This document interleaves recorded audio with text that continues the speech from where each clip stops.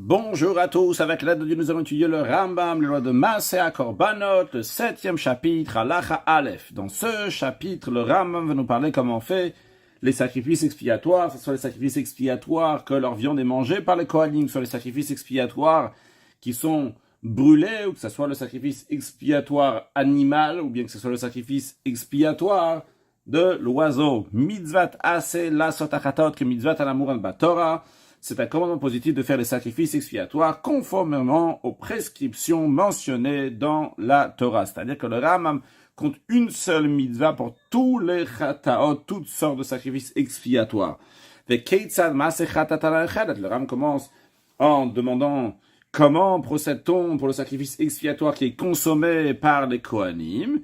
Donc, Shochet, il fait la shrita, Venoten Adam Kemoshe Beyarnu, et il applique le sang sur l'autel, comme on l'a déjà expliqué dans chapitre 5.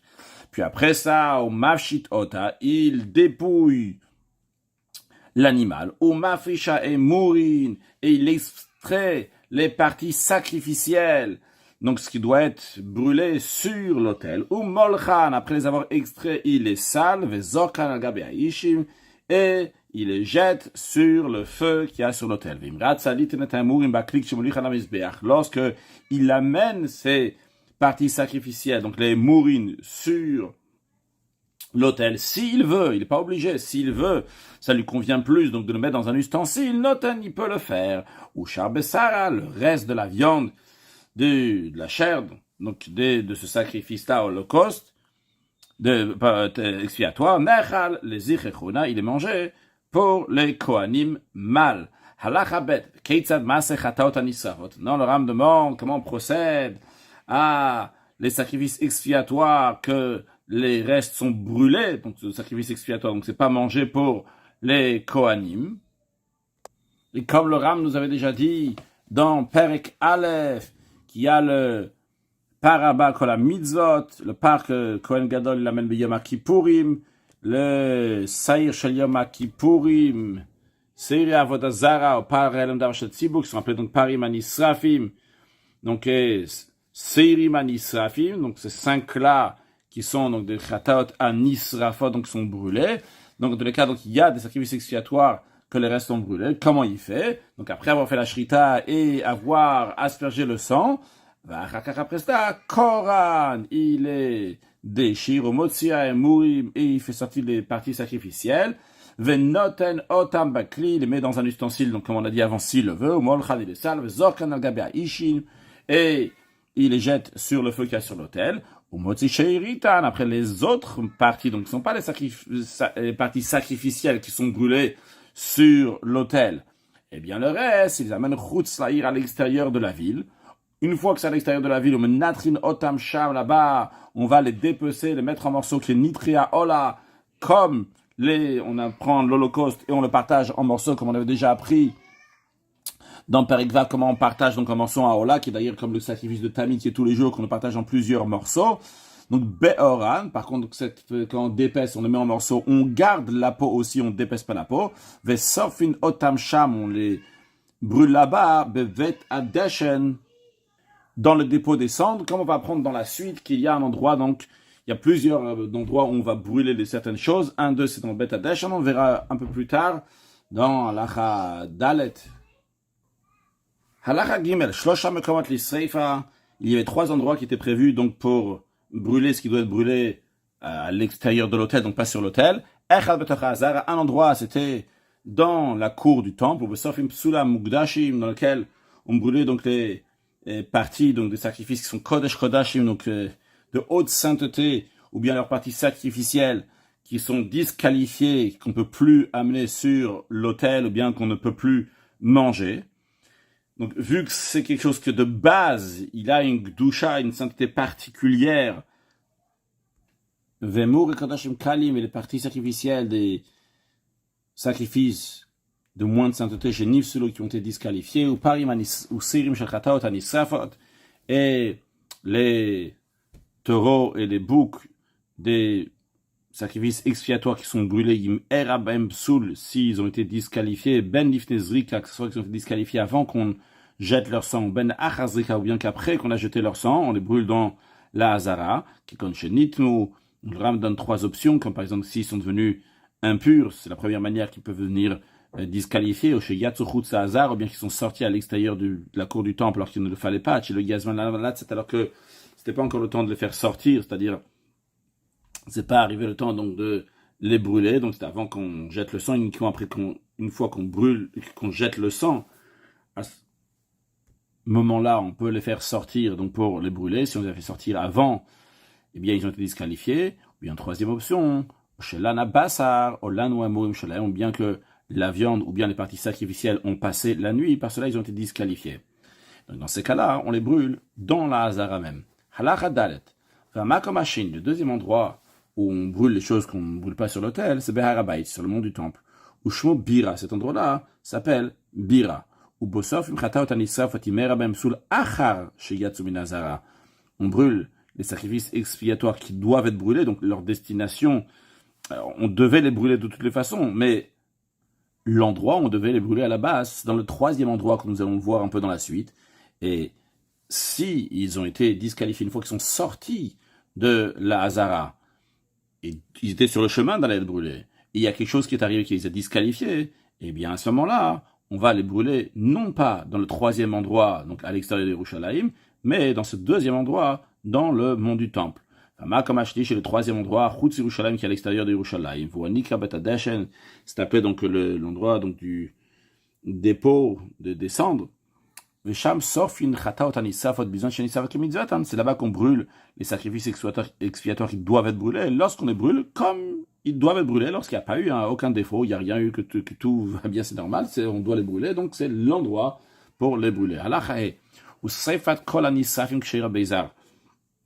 La combustion de toutes choses saintes qui doivent être brûlées est valable même si ça a été effectué par quelqu'un qui n'est pas Kohen, ou Balaïla, et même si ça a été effectué pendant la nuit, contrairement à tous les autres sacrifices, donc qui doivent être faits le jour et par un Kohen, ça peut être fait la nuit, même quelqu'un qui n'est pas Kohen.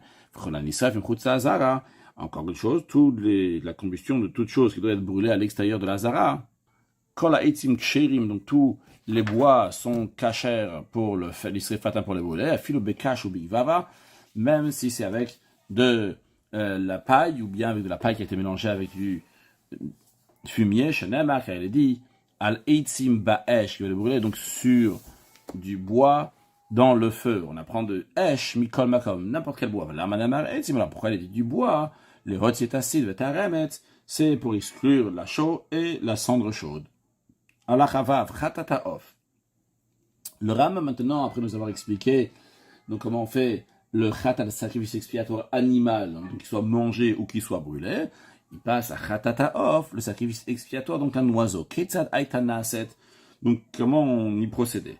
Eh bien, molekota, il va rompre donc le cou au niveau de la nuque. Où est-ce qu'il le fait? Bekeren dromit ma'aravit, dans le coin du Misbéar qui est sud-ouest. C'est-à-dire quand on rentre dans la Hazara, on a le Misbéar comme ça en face, donc il faut contourner, aller juste de l'autre côté, donc du côté gauche, dans le coin, donc Ma'arav c'est vers nous, vers le fond, donc on doit avancer, et donc c'est du côté gauche, donc le Darom. Donc voilà tout simplement montrer une image, donc le côté sud-ouest. Ouest ici, le sud de ce côté-là. Comme on a déjà expliqué dans le chapitre 6, la manière qu'on fait la melika, donc on fait cette romption. Donc il descend, il enfonce avec son ongle, jusqu'à qui va trancher donc les signes, donc tracher l'œsophage, ou bien si c'est pas les signes, ou bien la majorité d'un des deux, donc la trachée ou l'œsophage, il ne va pas séparer, retrancher complètement la tête du corps. Et si il a totalement séparé, pas ça, il est disqualifié. Vélo qu'il reçoit 39 coups de bastonnade s'il a fait ça intentionnellement, évidemment. C'est écrit ou malak et drosho mimoul orpo voloyav. Il déchira sa tête à l'endroit de la nuque, mais il ne la séparera pas. Après, qu'est-ce qu'il doit faire? Ou mazem midamal kermis beach. Il va asperger de son sang sur la paroi de l'autel. Le mata me'em tsao.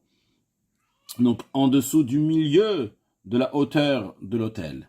après, ou shiare adam, qu'est-ce qu'il doit faire avec le reste du sang qui reste dans le corps de l'oiseau, mitmatzim ala yesod, il doit être exprimé sur le soubassement de l'autel, donc ce qu'on appelle le yesod, la partie la plus inférieure de l'autel, qui était sur deux côtés de l'autel, comme on peut le voir aussi ici. Quand je dis deux côtés, donc c'est essentiellement sur deux côtés, donc sur le côté ouest et sur le côté nord. Sur le côté est, il y avait juste un tout petit morceau là qui dépassait, et sur le côté sud, il y avait un tout petit morceau qui dépassait.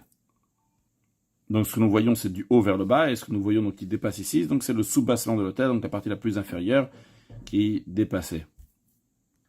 Donc c'est à cet endroit-là, donc que le Kohen se tenait, donc il exprimait le sang donc sur la paroi, jusqu'à après donc tout va couler dans le Yesod, donc sur le côté dromite, maharavite, sud-ouest.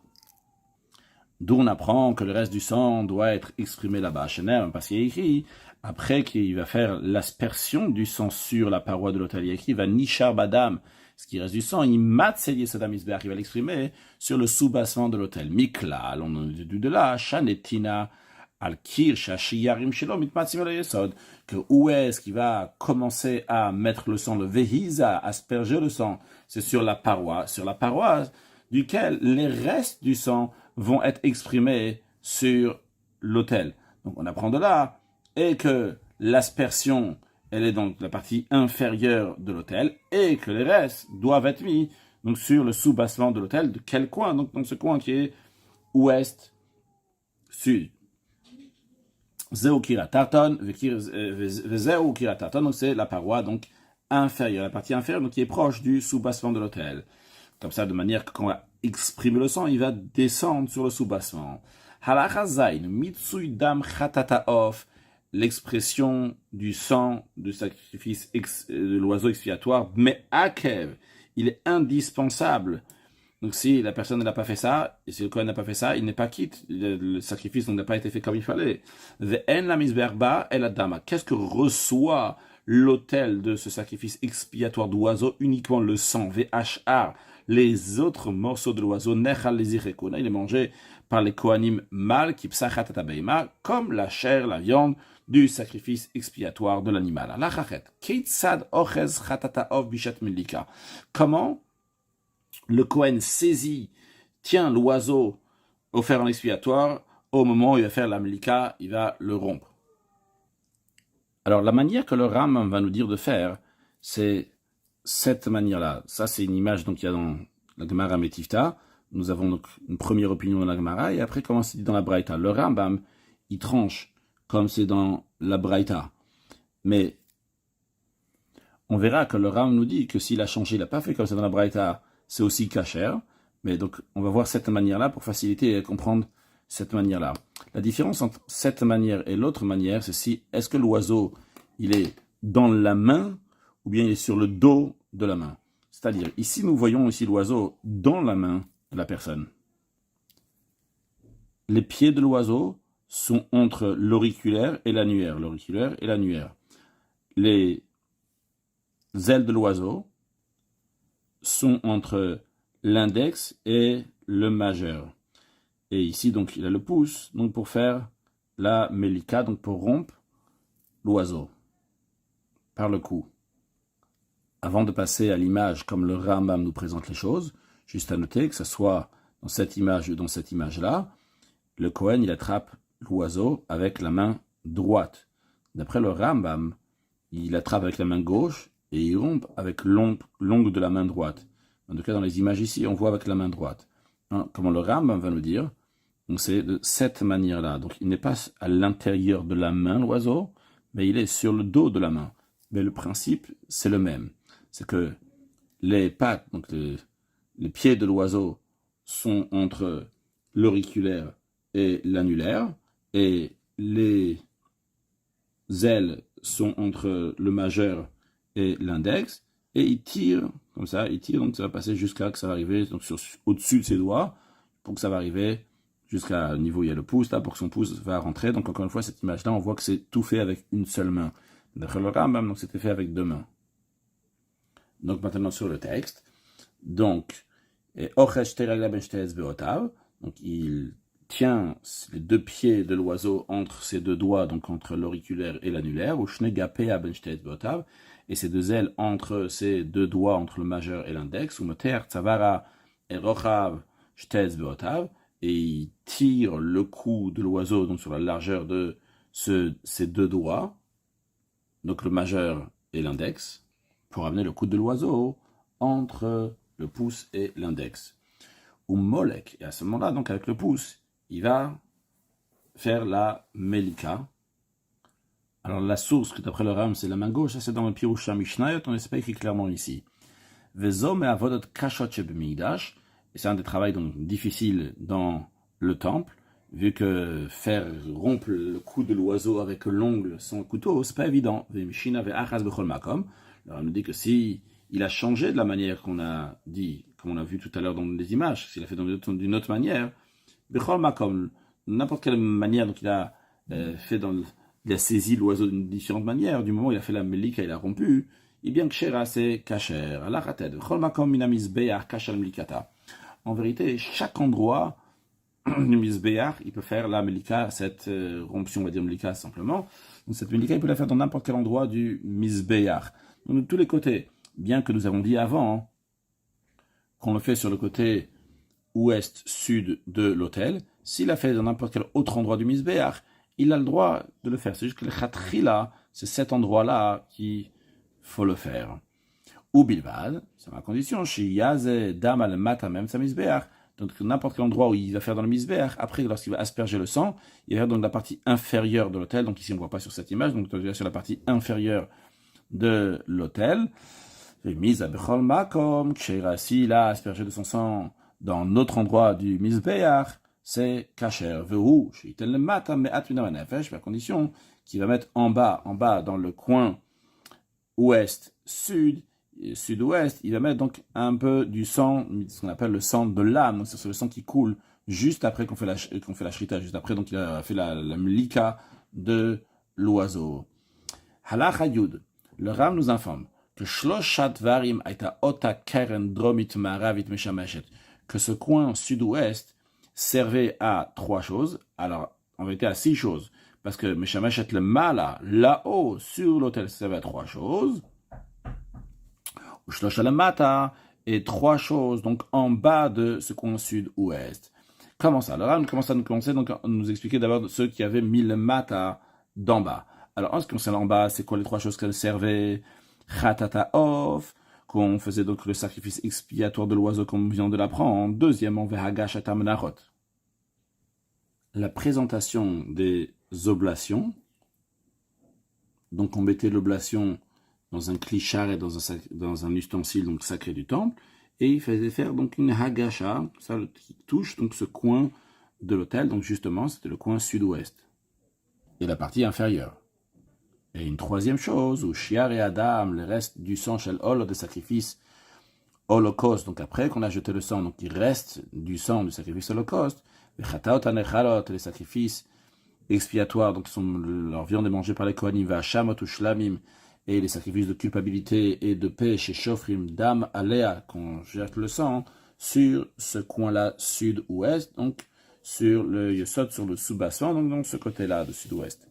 Après, Vashlosha Shemil Mala, les 3 choses que servaient en haut, donc de ce côté sud-ouest. 1, il y avait Nisur Hamaim Shen Menasrim Bechai, la libation de l'eau qu'on versait à la fête de Sukkot. Nisur Hayain Shen Nesachim, et la libation du vin, donc des libations de vin qui viennent avec les sacrifices. Et troisièmement, lorsqu'il y a beaucoup donc, de sacrifices holocaustes, donc d'oiseaux, et le coin qui est nord-est, sud-est, donc de ce côté-là, donc c'est à cet endroit-là, donc on fait les sacrifices holocauste d'oiseaux, on l'a déjà appris. Maintenant, si il y a trop de kohanim, il y a beaucoup de sacrifices holocauste d'oiseaux qui se trouvent ici, eh bien, ils vont le faire donc de l'autre côté. Donc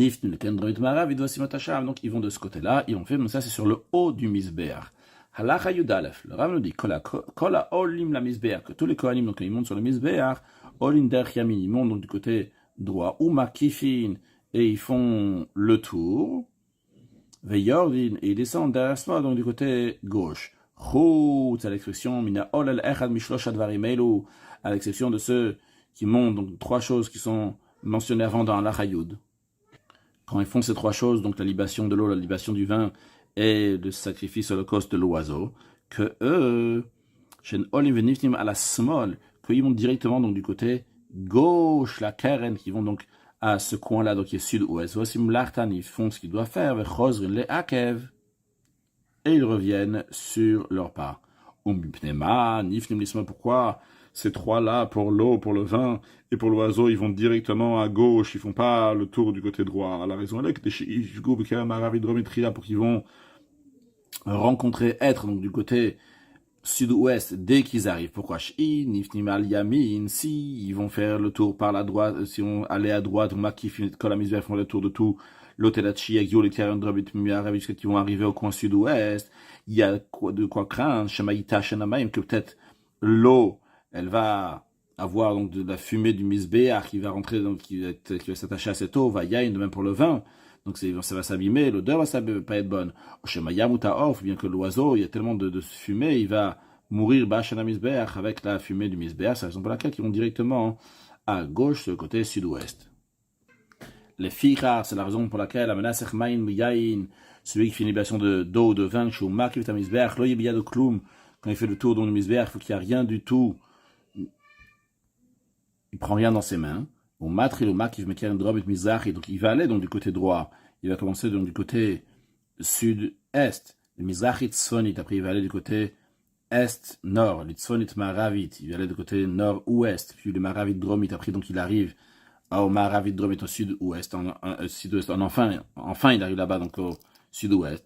Mais tant qu'il fait tout ce tour-là du Mizbeach, donc lui il a voulu faire ce tour-là. Il a le droit de faire ce tour, même s'il doit faire donc les trois choses, donc avec de l'eau, avec du vin ou avec l'oiseau. S'il a envie de faire le tour, il peut faire le tour, mais avec rien dans les mains. Tout ça, il est fait avec les mains vides. Et après, une fois qu'il est arrivé au côté sud-ouest, on lui donne donc l'eau, le vin, et il fait le Nisuraba. S'il n'a pas fait le tour, dans ce cas-là, comme on l'a dit avant, il va directement à gauche, il fait ce qu'il doit faire, et après il redescend de l'hôtel. Pour conclure, avec un mot de Chassidut qui est peut-être lié avec ce qu'on a appris, on a vu que toujours il faut tourner à droite avant. Alors il y a cette notion-là que le Rabbi a toujours insisté sur le fait qu'on doit d'abord commencer avec le Yamin et après seulement avec le Smol, que Yamin Mekarevet, Smol d'abord la droite c'est le Chesed, c'est la bonté.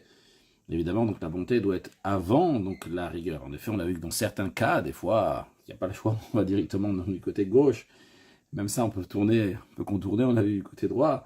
Donc peut-être c'est lié. En tous les cas, évidemment, on fait toujours plus de chesed. C'est d'ailleurs la raison pour laquelle aussi, chez les chassidis, on fait attention que dans la veste, le côté droit va être sur le côté gauche, que le chesed va être plus fort que la gvoura, que la rigueur, qu'Akadosh Baruch Hu nous montre son grand chesed en nous amenant la venue de Mashiach now. Excellente journée.